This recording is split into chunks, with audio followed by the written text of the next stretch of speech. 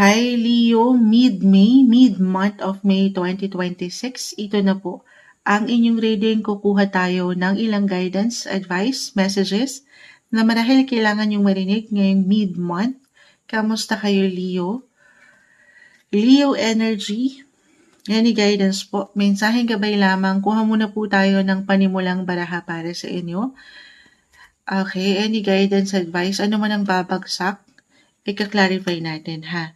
Leo, mid-month of May, mid-May 2026. May umangat na. Sige, tingnan natin. Peace. Yes, deserve nating lahat yan. Sama niyo na ako dyan. Yung merong peace, peace of mind. Since I have my rising sign in Leo, ayan na. Peace, deserve niyo yan ha. Leo tayo guys. Tayo pa live na live. Any guidance pa para sa mga Leo? Message po. May sumasama sa kamay ko. Balance.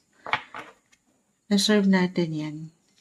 Ika-clarify po natin agad-agad. So, dyan pa lang, parang kalma lang, Leo. Nang walang pagkalabis or kulang. Actually, peace. Para nakukuha ko yung energy ng solitude. Yung alone time nyo. More on self-care, self-love. Priority nyo rin yung kayo. Actually, yes, mid-May, mid-month, si Venus, Venus, the planet of beauty, love, attraction, money rin yan, si Venus, it will enter your 12th house. 12th house, yung na-mention ko na.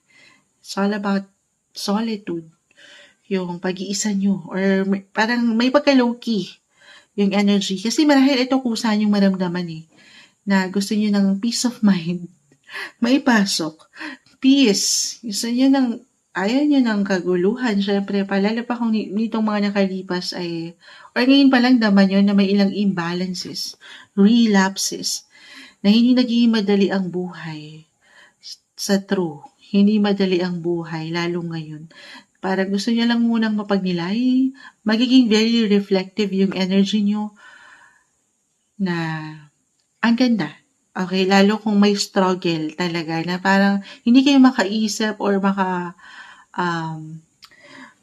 makabuo ng something action decision na may pagkaklaro. Kung kailangan nyo munang maging mapag-isa, kasi again, na-mention ko na Venus, planet of beauty, attraction, nasa inyong mga 12th house, may ganda sa pag-iisa, Leo. Take your time, okay? Hinga, recharge your batteries ng makapahinga. It's all about healing din po. Si 12th house. Healing, recovery, physically, mentally, emotionally, or even spiritually. Maring higit yung mapakiramdaman din, actually, yung kayo. Yung ano yung mga kagustuhan nyo pa, or ano yung kailangan nyo munang ibalanse sa buhay. Una't huli magsisimula ang mga situation sa inyong mga sarili, Leo. Kalma. May pagka-private ang energy din ni 12th house, Venus. Okay, so dyan pa lang ang dami nang nami-mention ni Moonshot. Kasi si beauty yan Si Venus, meron kayong mga secrets. House of Secrets si 12th house. Maring kailangan ko nang mabanggit to. For some Leo, maring ngayon pa lang meron isinisikreto. Or meron kayong sinisikret na parang hindi nyo to pinamamalita. It could be a secret project, as I've mentioned, or beauty secret. Sabi ko sa inyo, Venus is a planet of beauty.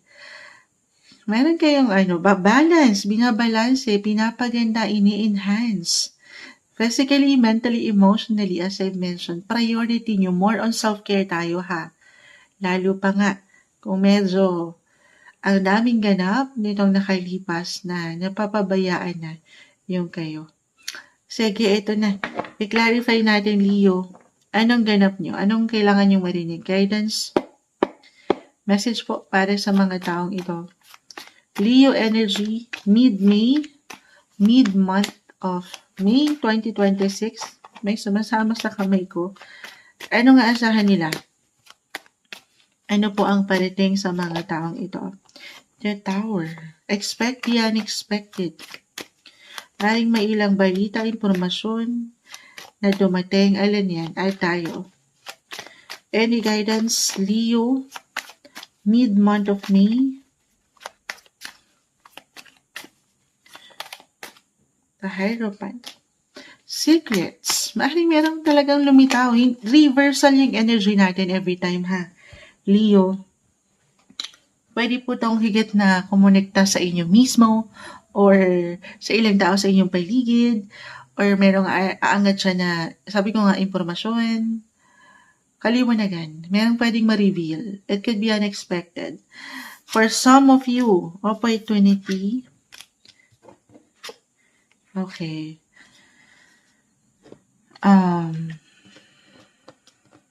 Sandali, ayaw magpakuha. Leo. So, I feel more on ano rin to. Connected sa, saan kayo, yung ilang plano. Saan kayo kumikita, kaperahan, trabaho. Yes, maaring for some merong secret project nga na na-mention ko na I feel for some na-reveal na ba to? Alam mo, naisip ko si Miss Marian Rivera. Maipasok si Miss Marian. Girl crush ko kasi si Marian pero ang sun sign niya is Leo. Meron siyang na-reveal, tama? Yung bagong dumaan kasi sa akin kanina, naalala ko. The Queen of Wands, ang Queen, Miss Marian Rivera, ay meron siyang bagong, anong tawag dito? Na-reveal na beauty secret. Tama? Product. Tama ba? Ano man tawag dun? CEO na rin ba siya? Parang ganon. Meron siyang sariling, beauty line na matatawag or new business venture. Ganon. Ayan na. For some, maaari ngayon pa lang, pinaplano pa lang. Pero para sa ilan, kasi balance ang umangat, opportunity na ito ay napaangat na, na-reveal na. Ganun yung energy, guys, ha. Of course, tayo po ay general reading. Just only take what resonate, Leo. Naipasok pa talaga, Miss Marian. Oo. Pero, Leo rin yun eh. Naalala ko lang. Queen of Wands, fire. As a fire sign, as a Leo. Pero kung parang moonshot, hindi naman, wala naman. Maybe this is a sign for some of you. Kung meron kayong gustong gawin, buuin, the Seven of Pentacles, guys. Buo kayo ng mga plano. Yung, of course, merong mga,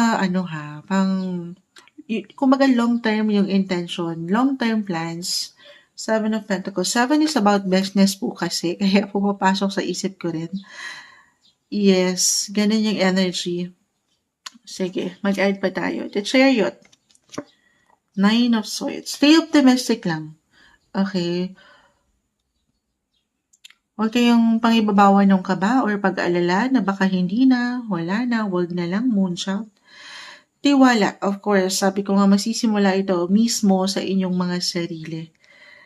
Magandang pagkakataon, guys, to do some reflection ngayon pa lang kasi once si Jupiter, kanina ko pa na-mention si Jupiter, marahil kailangan nating mabanggit din sa inyo, entered your sign, second half of 2026 until next year yan or sa susunod na next 2 years, i-claim na natin yan ay pwede, hindi posible na umapaw ang kaperahan.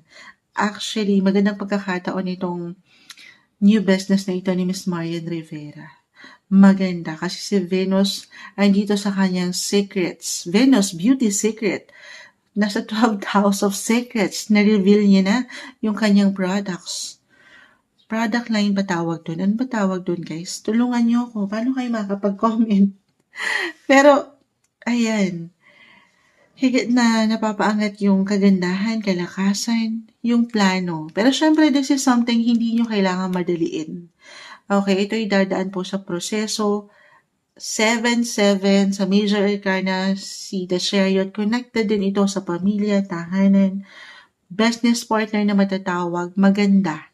Pagdating sa ganyan, ano man ang gusto nyong simulan, huwag pagdududahan ng kakayanan. Pero kung kailangan nyo ng someone, kung magiging practical po tayo, the Hierophant, someone na, kasi si 12th house connected din yan, na-mention ko kanina to, kung nakakapakinig kayo live na live tayo, someone expert, okay? Or nakalinya dito sa mga gusto niyong simulan. Ano pa man yan. Especially kung ito ay something nasa puso niyo na. Okay, kumbaga, matagal nyo na lang nilulook forward. Andito yung passion, yung love nyo. Magtanong. Maganda po yung pagkakataon na ito to do some action sa mga plans nyo pa lang. Buuin nyo na yan ngayon pa lang. Kasi ano man ang pundasyon na pwede nyo mabuo. Mid-May tayo. Mid-month of 2026. Hindi po imposible na yan ay lumago. The Ace of Pentacles. Opportunity, positive possibilities. I-claim ba natin yan? Yes naman. Huwag lang kayong maiinip kasi kahit pare-pareho kayo ng sign na sa Leo, of course, magkakaiba po ang bawat isa. Slowly tayo. Slowly but surely. Tiwala sa proseso at sa sarili at syempre pa. Okay, no pressure. Kalma. Iangat nyo lahat sa kanya. The Hierophant, si 12th house, yung energy ni 12th house, nakikita ko yung beauty doon. Connected din po yan sa inyong mga special spiritual connections sa Kanya. Maging ano pa man po ang inyong mga faith or religion. Dasal lang natin yan, ha? Okay. Ganon yung energy, guys. Ayan ang umaangat. Stay optimistic lang po. Or kung ito'y sa mas practical pa ha, baka kailangan kong mapaangat. Wala naman akong negosyo, Moonchild. More on career. Maaaring merong bago sa inyong buhay karera. Kasi meron tayong darating po na meron tayong upcoming new moon ngayong 16, 17, May 16. So pasok mid-May at magbibigay din po yan sa inyong mga buhay, trabaho, karera. May bago guys. Or pwedeng dyan mag-apply yung aking na-mention balita, impormasyon, or sorpresa, revelation, liwanag. Okay? Liwanag. Kung saan magkakaroon kayo ng mas balanced na approach or peace of mind na deserve nyo. Or maybe, very reflective ang energy ni 12th house. Do some reflection sa buhay nyo. Life in general. Ano bang itinatakbo ng negosyo or trabaho? Of course, sa part na yan, kayo po ang higit na makapagpapasya. Piliin nyo kung saan ay merong hindi lang kayo masaya, pero may pagkakalma. Okay? Kasi yan yung umangat. Yung peace of mind na deserve nyo. Ito yung umaangat na guidance advice. Alam ko may hugot pa yung ilang messages, pero mensaheng gabay lamang po. Mid-May, May 2026. Mid-month of May 2026, Leo.